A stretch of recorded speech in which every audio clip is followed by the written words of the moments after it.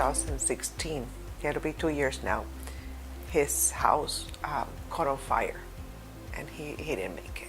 He did not get burned, but the smoke inhalation. I'm sorry. So this happened to him on the very day my first granddaughter was born. So it was quite a day with mixed emotions, such a big loss and such a beautiful gain.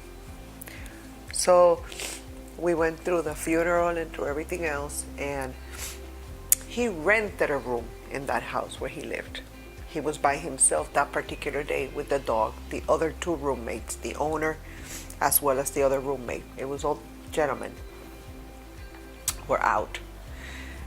So someone said he had 2 children. My 2 oldest grandkids are his children. So someone said to me that, have you thought about that house had to have insurance and his children need to be taken care of? I said, I'm so consumed with grief. That's the last thing in my mind, And then my brother-in-law, I still don't know how he knew Sean or his office or anything like that. And he says, give this gentleman a call. He's going to really help you. And that's all right. That's what we did. And then he followed up to get insurance money from the house for the children, just to open trust accounts for them for their future. So it was just, I see it as such an act of God that it was like that, because his office, everyone, he was our first contact. And I remember like now, right on this table, we put the phone here on speaker, and my husband and I asked all the questions that we had of him. At that time, we didn't even know if we were going to go through with anything. We were just asking questions. And he explained to us that, of course, because he was an adult,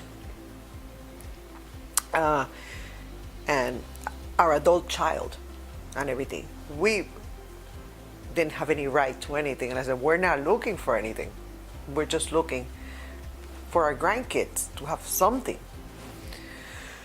And I tell you, under those circumstances, we couldn't have possibly gone to a better place, because the compassion, the patience, everything that we have gotten from him and then from everybody that we have dealt with has been so amazing for something that I didn't even want to do. Because I said, I don't want to deal with legal. I'm going through too much to deal with legal things. But we did.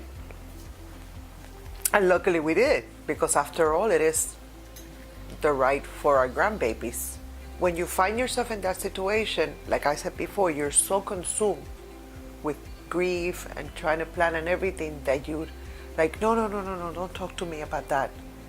But you cannot forget, under those circumstances, that if it happens and it's an accident or something like that, you have rights, and that you need to follow your rights. Because that's the situation I was in when I contacted him. Almost like, I don't really want to do this, but I would say to anybody, do it. Don't lose what is rightfully yours or your family just because you don't want to deal with something like this. Because no, I don't want to deal with lawyers, or I don't want to deal with legal things and everything.